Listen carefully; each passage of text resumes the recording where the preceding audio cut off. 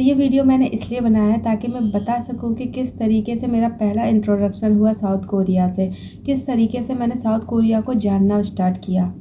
तो मैं वीडियो को स्टार्ट करती हूँ। तो कुछ ऐसा हुआ कि मैं जब मेरे पापा का ट्रांसफ़र इस जगह में जहाँ हम रह रहे हैं, उससे पहले मेरे पापा हम जब जहाँ रहते थे, तो उस दौरान हम ऐसे करके मतलब लगभग 2011 और 12 की बात है। तो मैं और मेरा भाई क्या कहते हैं, इंटरनेट पर ऐसे ही रैंडमली वीडियोस देख रहे थे।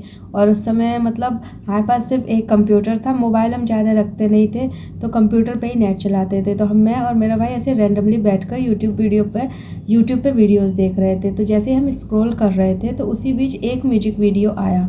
तो उस म्यूजिक वीडियो को मतलब ऐसे बाई क्यूरियोसिटी में हमने देखने की कोशिश की, काफ़ी अच्छा लग रहा था उसे देखकर।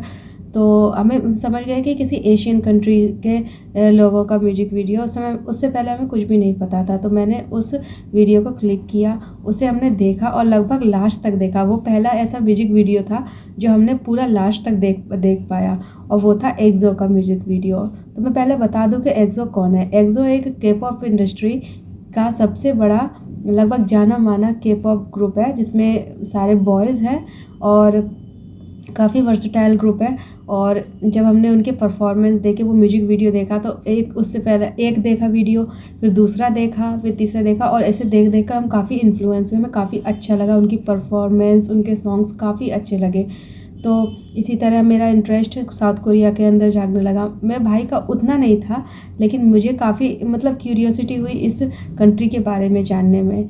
पहले मैं इसके बारे में पढ़ा करती थी, मुझे थोड़ा बहुत पता था। जैसे ज्योग्राफी के बुक में हमने पढ़ा था कि द लैंड ऑफ मॉर्निंग काम, इस तरीके से हमने साउथ कोरिया के बारे में पढ़ा था, लेकिन इतनी इन डेप्थ नॉलेज मुझे कभी नहीं हुई।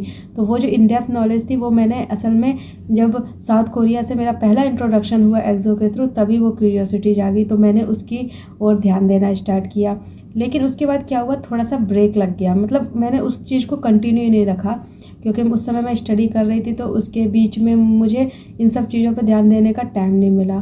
तो जैसे जैसे मेरा ग्रेजुएशन हो गई, फिर उसके बाद पोस्ट ग्रेजुएशन हो गई, फिर मैंने 2 साल का डिप्लोमा किया। डिप्लोमा करने के दौरान ही मतलब काफ़ी बूस्ट हो गया साउथ कोरिया।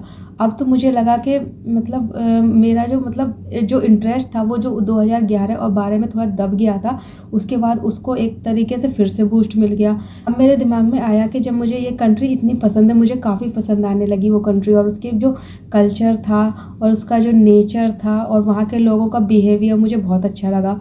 और मैंने जब उसकी लैंग्वेज के बारे में पता किया, तो मुझे पता चला कि साउथ कोरियन लैंग्वेज वर्ल्ड की सबसे लगभग ऑलमोस्ट साउथ कोरियन लैंग्वेज जो है, वो वर्ल्ड की ईजीएस्ट लैंग्वेजेस में आती है। तो मैंने सोचा क्यों ना इस लैंग्वेज को सीखा जाए। तो मैंने जब धीरे धीरे उसे सीखना स्टार्ट किया, तो थोड़े बहुत सेंटेंस सीखे। लेकिन जब मैंने धीरे धीरे उसे सीखना स्टार्ट कर दिया, तो मुझे ऐसा लगा कि मैं इस लैंग्वेज को सीख सकती हूँ। और अब ऐसी सिचुएशन है कि मैंने उस लैंग्वेज को इतना सीख लिया है कि मैं थोड़े बड़े बड़े जो सेंटेंसेस है बोल सकती हूँ, और जो के पॉप और के ड्रामा के जो सॉन्ग्स हैं, उनको मैं समझ भी लेती हूँ।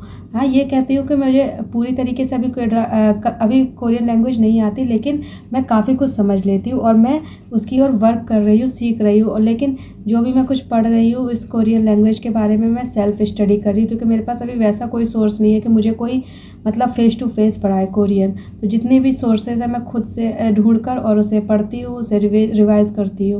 और जो साउथ कोरिया के बारे में मेरा इंटरेस्ट है, वो अब दिन प्रतिदिन बढ़ रहा है। और मुझे लग रहा है कि किसी तरह मुझे अगर साउथ कोरिया जाने का मौका मिले, तो मुझे बहुत अच्छा लगेगा, और मैं और उस कंट्री को पास से जाकर जानना चाहूँगी। और मतलब वाकई में साउथ कोरिया एक ऐसी कंट्री है कि वो हमें बहुत कुछ सिखाती है। और उसका जो कल्चरल जो स्टेटस है, कल्चरल एटमॉस्फेयर है, लोगों का बिहेवियर मुझे काफ़ी अच्छा लगता है। अब अच्छाई और बुराई तो सभी कंट्रीज़ में होती है, सभी लोगों में होती है, लेकिन जो एक ओवरऑल व्यू है, वो मुझे साउथ कोरिया का काफ़ी अच्छा लगा। मैंने उसके बाद क्या किया कि मैंने वीडियोस देखे साउथ कोरिया के ऊपर, बहुत सारे वीडियो। जब मुझे इंटरेस्ट पैदा होने लगा, तो मैंने उसके बारे में बहुत मतलब रिसर्च करी, क्योंकि आपको जब कोई चीज़ में इंटरेस्ट होता है, तो आपकी क्यूरियोसिटी बढ़ जाती है उसके बारे में जानने के लिए। तो इसलिए मैंने यूट्यूब पे सर्च किया, गूगल पे सर्च किया, और मुझे काफ़ी ऐसे यूट्यूबर्स मिले जो कोरियन कंटेंट बनाते थे। तो उनको जब मैं देखती थी तो मैं काफ़ी इंस्पायर होती थी। मुझे लगता था कि कब मुझे ऐसा टाइम आएगा कि मुझे भी साउथ कोरिया जाने का मौका मिलेगा, क्योंकि मुझे एक तरीके से साउथ कोरिया मेरी ड्रीम कंट्री बन चुकी थी और मुझे किसी भी तरीके से करके साउथ कोरिया जाने का मन है। अगर मैं किसी तरीके से एबल हुई इतनी कि मैं साउथ कोरिया जा सकूँ तो मुझे काफ़ी खुशी होगी और मेरे लिए ये बहुत बड़ा मोमेंट होगा। तो एक्सो के थ्रू मुझे साउथ कोरिया के बारे में जानने का मौका मिला और वो जो इंटरेस्ट था वो धीरे धीरे आगे बढ़ता ही चला गया। और अब तो ऐसा है कि मुझे ऐसा लगता है कि अगर मुझे किसी भी तरीके से कुछ मतलब सक्सेसफुल हुई मैं, तो मैं जो पहली कंट्री होगी वो मैं साउथ कोरिया ही जाना चाहूँगी। तो एक्सो ने मेरा जो इंट्रोडक्शन है साउथ कोरिया से करवाया और मुझे बताया कि साउथ कोरिया जैसी कंट्री है जो कि इस वर्ल्ड में एग्जिस्ट करती है और उस कंट्री में ऐसा बहुत कुछ है जो देखने लायक है, समझने लायक है और जहाँ से हमें कुछ सीखने को मिल सकता है। और उसी के थ्रू मुझे के पॉप इंडस्ट्री, के पॉप आइडल्स के बारे में पता चला था। और मैं बताऊँ तो मुझे वहाँ के सॉन्ग्स, जितने भी के पॉप सॉन्ग्स हैं और ज़्यादातर मुझे बैलेड्स बहुत पसंद हैं। और जब मैंने देखने स्टार्ट किया तो के ड्रामा में जो OSTs आते हैं वो तो मुझे इतने अच्छे लगते हैं कि मैं उन्हें मैं ज़रूर सीखती हूँ और मैं उन्हें सीख कर गाने की कोशिश करती हूँ, क्योंकि मुझे गाने में भी इंटरेस्ट है। तो मुझे जब नई लैंग्वेज के सॉन्ग्स मिलते हैं सीखने के लिए तो मुझे बहुत अच्छा लगता है। तो साउथ कोरियन लैंग्वेज तो मैं सीख ही रही हूँ, तो उन गानों को गाकर मैं उस लैंग्वेज के थ्रू और अपने आप को कनेक्ट करने की कोशिश करती हूँ। मुझे पता है कि ऐसे बहुत से लोग होंगे जो मेरी तरह ही साउथ कोरिया को लेके काफ़ी ऑब्सेस्ड होंगे, वो भी चाहते होंगे कि साउथ कोरिया जाएं। तो ऐसा होता है, किसी कंट्री की तरफ हम अट्रैक्ट हो जाते हैं और हमें वहाँ जाने का मन करता है तो हम अपना मतलब हर चीज़ करना चाहते हैं ताकि हम वहाँ पहुँच सकें। ठीक मेरी भी स्थिति वैसी ही है, मैं भी वहाँ जाना चाहती हूँ और उस कंट्री को जानना चाहती हूँ। जब मैं अपने ब्रदर के साथ 11 और 12 में जब वो यूट्यूब पर मैं रैंडम वीडियो देख रही थी, मुझे नहीं पता था कि मुझे उस समय के बाद मेरी लाइफ इतनी चेंज हो जाएगी और मैं साउथ कोरिया से इतनी ज़्यादा कनेक्ट हो जाऊंगी। मैं तो जस्ट रैंडमली वीडियोस स्क्रॉल कर रही थी, अचानक मेरे सामने एक्सो का म्यूज़िक वीडियो आ गया और मैंने उसे देखा और ऐसा लगा कि एक जो मैजिकल डोर है साउथ कोरिया के लिए वो मेरा खुल गया हो।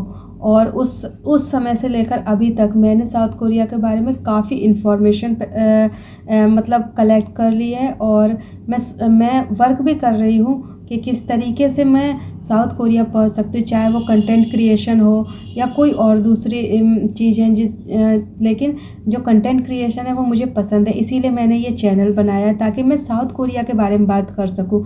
तो मैंने अपने चैनल का जो बायो में वहीं पे भी ये लिख दिया है कि आई टॉक अबाउट कोरिया, चाहे वो कोई भी चीज़ हो, कोरिया से कोई भी चीज़ रिलेटेड हो, चाहे कोरिया की इंडस्ट्री हो, कल्चर हो, एटमॉस्फेयर हो, कुछ भी हो, जो कुछ भी हो कोरिया से रिलेटेड होना चाहिए।